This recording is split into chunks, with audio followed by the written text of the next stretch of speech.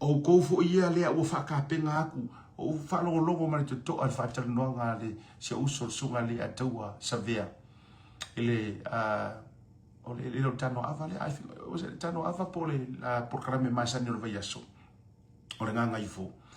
O le wingo lo tala, le la whataranoa ngā male fionga ia tu ia. Mahana ia, nā whea ile le whafsili tūlanga lea. O lea e maua masala saratua tala. O lea, langa o lea ka sau ngoi kuile pa.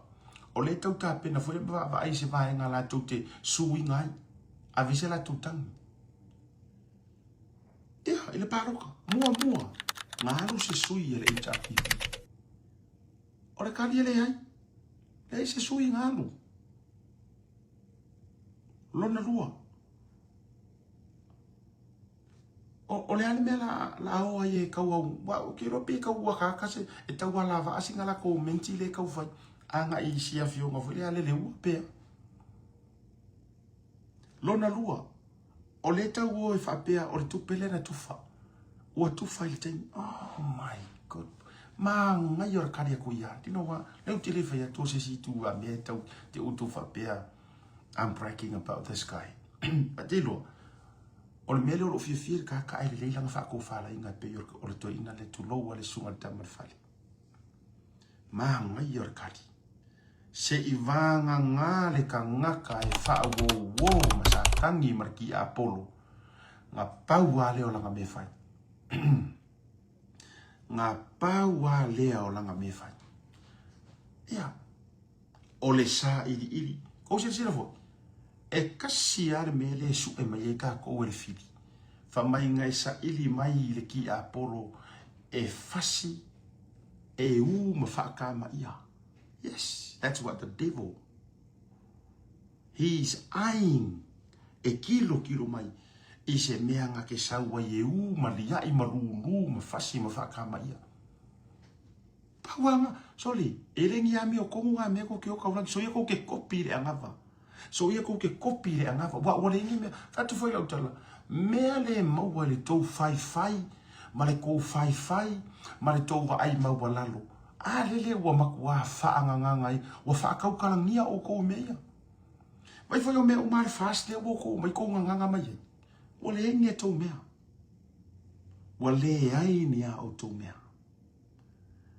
O mea o mai o kou koe whai. O mea o mare fast nga kou lala ua le vālea. Na tau lala ua o kong seki mea ia kaka. I lungo le awarakele, road show. O mea ia nga kou amu wangi.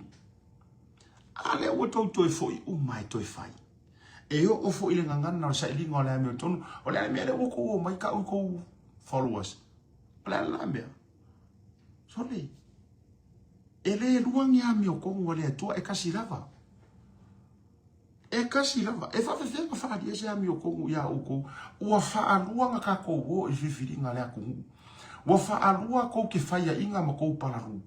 Ai se ame o kou. O e mawhai kou. O e mawhai whamaro roku le. O le ame o kou ngā. Le anga e tau te o mai e tau sa ili mai le ame o tonu ia mātou. Ai tau te o lai se o langa le ame o kou menga e whai. E la whawhen kou o mai e wha ame o kou rea kou. E o ia o kou e le mawhai kou whai le ame o kou e whi ina le kou pāki. Simple as that. O I lea mafua ila utala lea o te whai atu so o lava pea. E whai ngā kā ke le whai pule i e o mai ka pisa mai. E keu rea kungu. Arfisiti. O mwhainga e keu aro ku malo. O mwhainga e keu aro ku malo ngai wā. O mwhainga e keu aro ngai rua ngu. O mwhai. If I were you, I would never, ever talks about ili le lenga o le aku. O lau challenge le ia o kou whai pule ia. O lau challenge nga ia o kou. A wange i o kou koe o mai, kou ke o mai wha mai. Mau te nau ria manu ia ma whea fani sa moa. Anga e rua ngu o kou ngu. Anga e vār kou kumaro. Whawhewhea anga kou o mai e kau ke ure vai kele. Ai o asi ngaka mai vai punga kou ke ngongofo ai. E le ma whainga kou whaia. The same formations I mea whapea. Le anga o re kala le ar kuspa ia. Le whaia o kou ia kou ke o ngā ruenga le tua. a le mawhainga ko whaia lo ko alua marau whangau ko urunga ruenga lea kua ai aru mua e kaka ila lo lea mi or frekua tulo kulo wa or fa so ko ko sa a fa fo e ki ngai lo kuri maro vai wo ku maria lo fingalo e fa benga ko urunga ruenga lea tua ai aru mo fa ro ko fali o le ala fo nga fa so lo ko fa ya o a mi o ko mu ya ko ke fio mai fa o a mi o ko mu ya ko ke o kausa ili tulo lo titala no wala ngone ana vale le fu a mai e HRPP fa mai langa kausa ili la mi o fele a mi o kongu e le ise kou sui kau vanga aru ale la kou e kausa ili se a mi o kongu ngami e kusa fo ipe le HRPP nga ia le leua kuro wala ukanga e tusa fo ipe na aru le leua fa pe mai kuko kasi ai deep inside e HRPP se o konga fiki me nga kuro wale leua langa ngo fa so a ku kra ko ngafi o fa so ile ku le ai a fa pe o le ka fa la va mai fa ko fa la inga aku le pasa ile o le ke io inga kuloa with all the respect I have for you e ke ka aro le ama fo la o ia I'm just saying yeah. Maybe la ma fo nga o le mangu ia yo faiva ai sia la fo e ka aro fai ko fiki ya esa isa lo kala sa fata help me. Nang o kiri masangi sile le o kiri ilo fo inga fa ala wilo. Kiri ilo fo profesi ku e nga kero lango lango. A le o fo yatu. A fa ya sa o ku ko kasi sa o ale le o ia. Vi ia le ri. O kiri ilo fo por ma fo anga ka fa o fi mer HRPP ka control me fo oi. Ai a fa pe ele o oi o le nga fa nga ele HRPP e ke rani I ku o kasi. So maybe la ma fo anga le wa ele ma ro. Ai sia, le ngai ke wha aloko lua e le manguia se ka ngaka e o la wha aloko lua I lumo le kua. Ia. O wha asua langa. Wa mafua ngu kakalanga wha alawa ikeli. Le nga o lea e ala mafua li. Wa uma nga kusi a ao sa whaka. Ave le wha alo. Majority, kako wha ngā langa o le upu lea. O le upu wha kemo kalasi. Majority. O le upu lea o le upu wha ke mo karasi, o le upu lea lenga fei o lai fia me. Upu lea. E pisa le rule of law, ai o mai le sa vavali ai. O ka ngaka ia, e sa o ia fionga le tua, ua na o le wha alata lata mai a tea ua tau o lau ngutu mo le upu, a o lato loto far away from me. E ko inga kankai. Jalan ngai le mo fia lo wakua.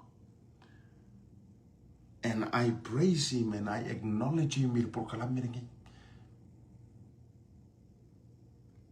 O vai aku. Wa o nga uma yali si au fai por kalam. And I like that. E fou uma ngi me ia fai por kalam o le fai aku nga o fai me fa so fa le nga mua. That's Asiata style. That's my style. You can copy that. But you will never ever get the original because ole mea nga mai le ko mo. Yes, mara mai la fai fe ma ko ma fa le nga o me nga o mai mo. Yes.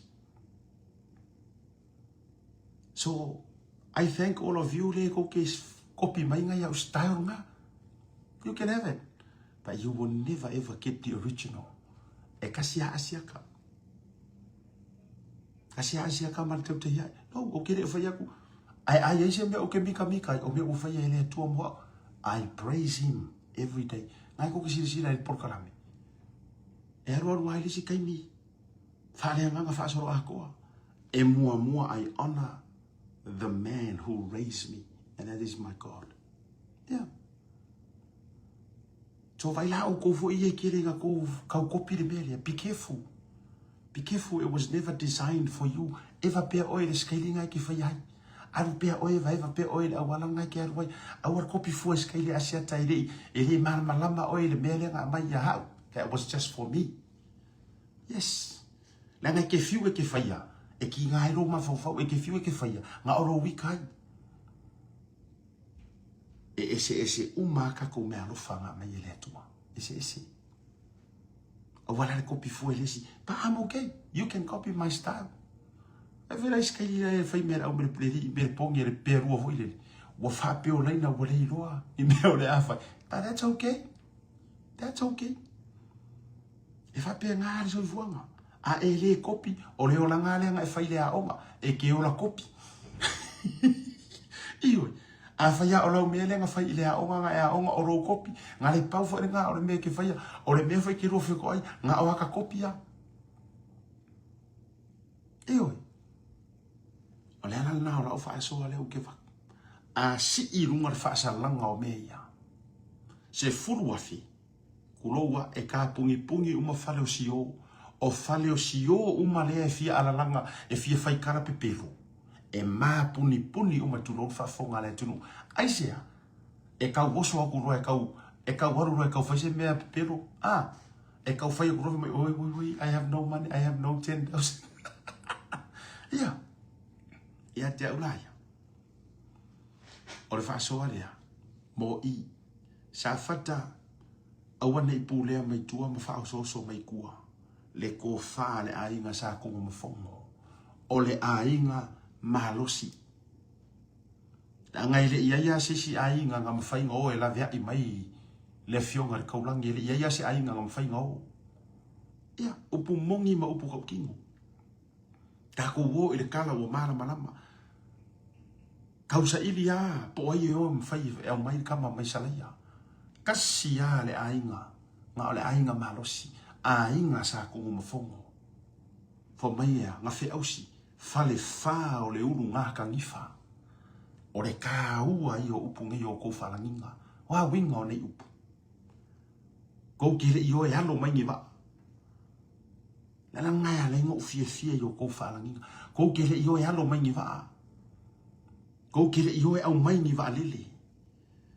ko kile I o e au mai o nga amo mai ua fe ausi mai le sangi ele iso nga sa ilia la malu e wangi o mai nga kai le sa ili malu wangi o mai nga kai le sa ili malu ai ki wo mai fa au so o ko ia ana foi nga le ngo fa so wa ma wo fa malu si au mo fa te tele ya wo mana tuai tunga fa fe nga Reverend Tomasese eoi mo Tomasese inai San Francisco of Tele oka se fa malo si au nga kile nga mai mo o tato to ma vai tato ma futa iwe e ke rangonga yo kingo o mea nga ki nga inga ka wasa mai ngi o koku a mangi o mako e iri sa o ko ngau sa mo to ala lona le sa fata toru awange I korofia fa vai o le penga awange I korofia ko fa awange I korvaia fua o ngor ka purpure aku ka ngaka le sa ai le manu o ele faia mo tu ia ki fau e fa vau o longa kai miringei o le aso ma le feeling o le aso ma le kai ngakila o le aso fo I ma le me kupuai kai malonga ka anga o le amalonga maki ioi ia ele mafai ona fa pe fa va ia fa va o le fio mai Yesu o ku ma wa yanga Yesu fai pulle e ele aso e foi le temi e fa ma vai ai pasi polo